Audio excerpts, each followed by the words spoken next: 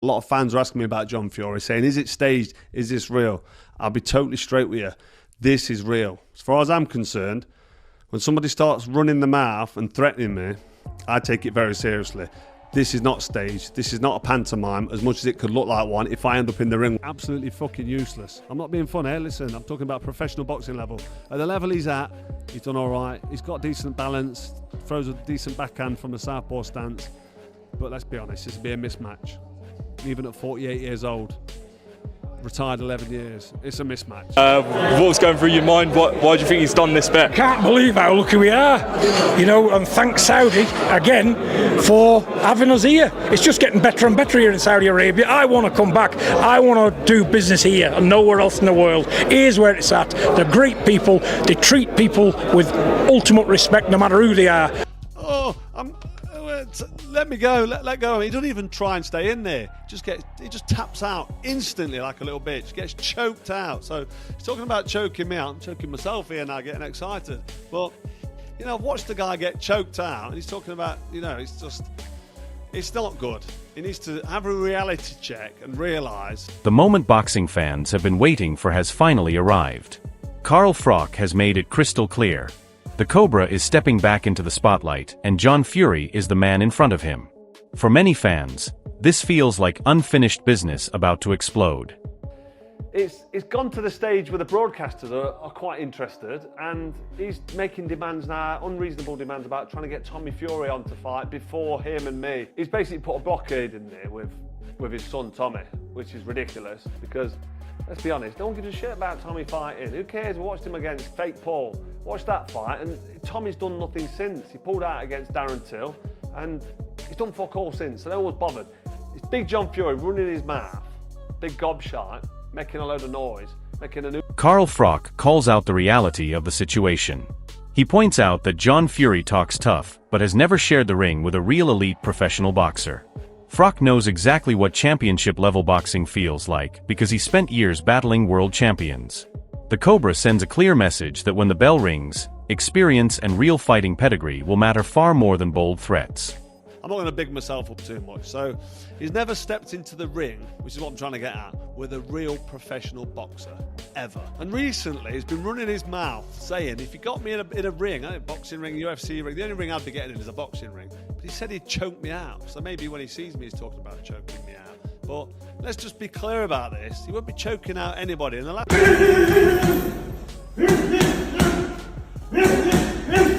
John Fury fires back with his usual swagger, claiming decades of gym knowledge and daring anyone to compete. He promises fight night will prove him right. But Carl Froch's proven world-class experience looms large, and many fans believe the Cobra's skill and championship pedigree could expose Fury's bold claims.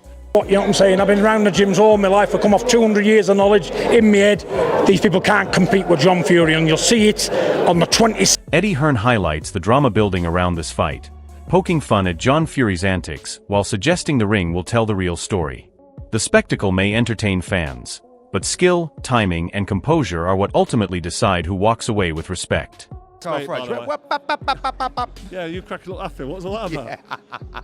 What was so funny about that? Why didn't you stay? Why didn't you say there? Why didn't you step in and say, "Hang on a minute"? Froch in a boxing match. I even told him I think he'd knock you out, like personally. What? To try and build it. I'd love the fight though, wouldn't it? I mean, like you got Tony Bellew over there. He's going, do you know what? I could beat that Bridgerweight. This fight represents more than just a clash of egos. It's a statement about respect and legacy.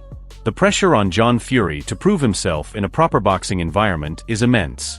Fans crave authenticity, and those who chase easy money may soon find themselves exposed when real skill and pride take the spotlight. It's going to be a waste if you keep fighting these crossover fights. All right, you're taking the money, that's great. But when your career's over and you've finished, you want your legacy to be intact. You want that respect, and you're killing off the fans. The fans are turning against you. You can see it with the comments on all your videos and the stuff you say. You can see that they're turning against you, and it's sad to see. I don't mind you giving me stick. You're having a bit of a go back, you're defending yourself, you're on your back foot, and deep down I think you know you're hurting the sport, and I think you know that actually what you're doing is bad for the game. You're taking the money instead of being full of pride for the sport, I think. Joe Egon recalls how John Fury called him out, stirred up drama, and then backed off, never actually stepping into the ring. Now all eyes are on Carl Froch, ready to make Fury face the consequences. The message is clear: experience and skill will put the bully in his place. I watched Carl Froch getting knocked down by George Groves. He was gone. Carl Froch has an incredible will to win. The fights that he's had with the great champions, and he's come out of the sport intact. For John Fury to be calling out Carl Froch on his opinion, because Carl Froch is entitled to give his opinion in boxing. If you can't have freedom of speech, what was the point of these men and women dying in the world wars, giving their lives in vain? What do you think would actually happen if John Fury and Carl Froch, as he is, Carl Froch could stand there and say to John, I'll give you 2 free shots, John. Hit me with your right hand and hit me with your left hand. Lame Goff highlights John Fury's aggressive antics, storming at opponents and making noise. But talk and intimidation only go so far. When it comes to facing someone with real championship experience, all the chest beating and threats fade.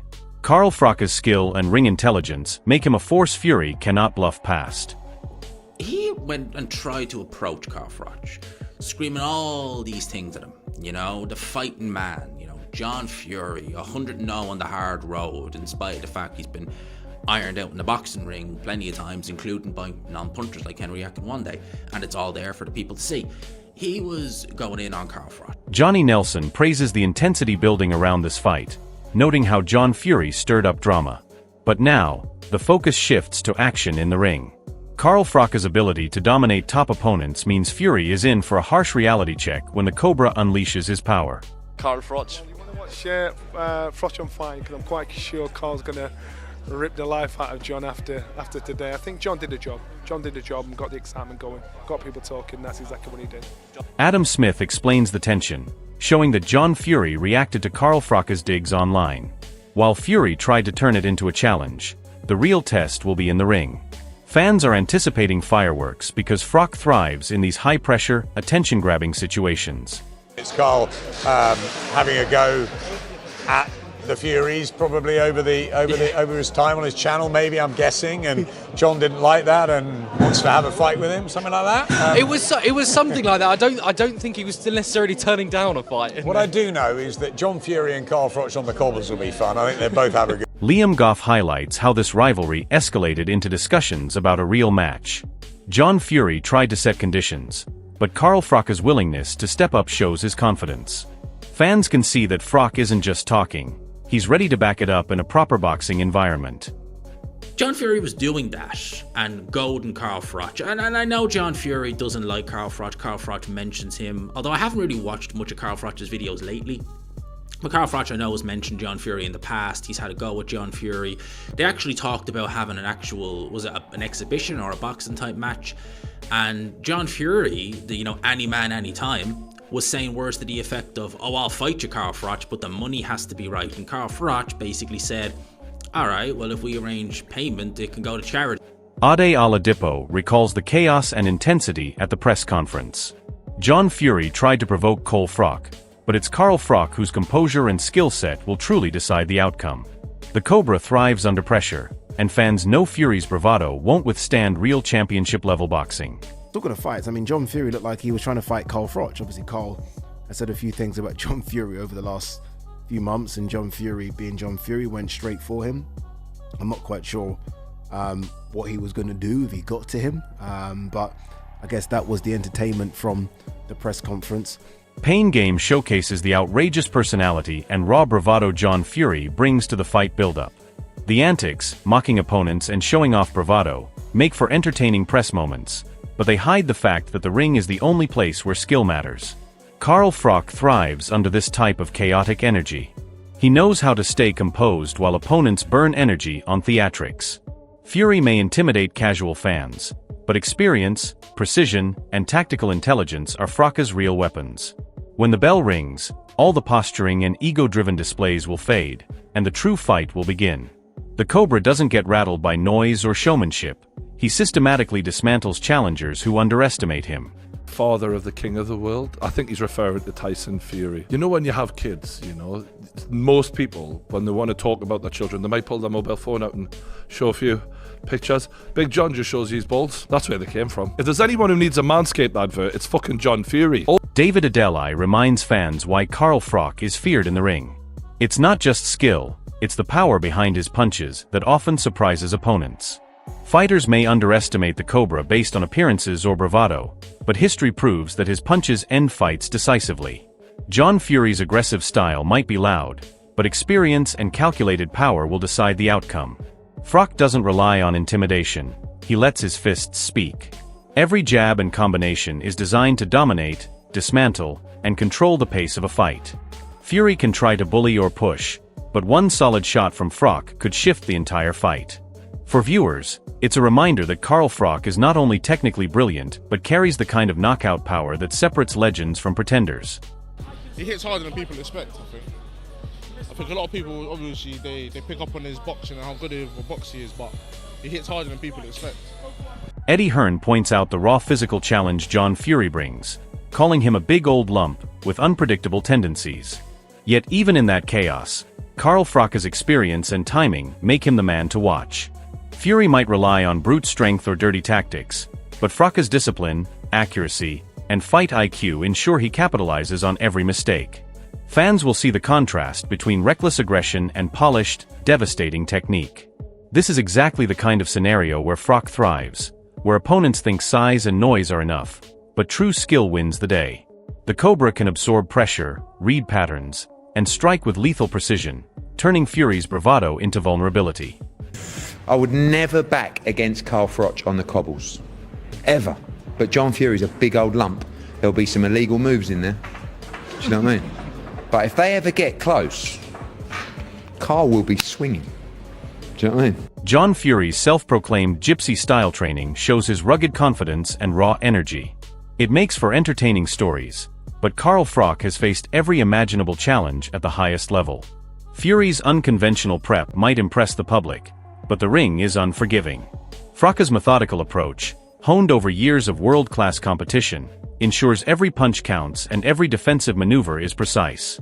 This clash isn't about spectacle, it's about who executes when it matters.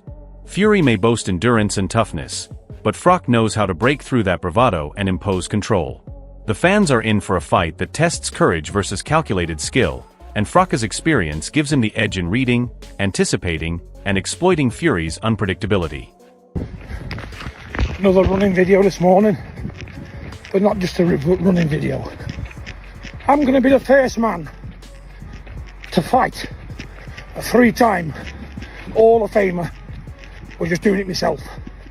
John Fury style. Running, bare knuckle, heavy bag, eating, living in the woods, chopping trees, eating the filth of the earth. I'm doing it Gypsy style. I'm going to prove to everybody out there where there's a will. Gareth A. Davies reveals the intensity behind John Fury's persona, highlighting his passion and protective instincts over his family. Yet passion alone doesn't translate into victory. Carl Froch's precision, composure, and championship-level experience mean he's prepared for every type of aggression.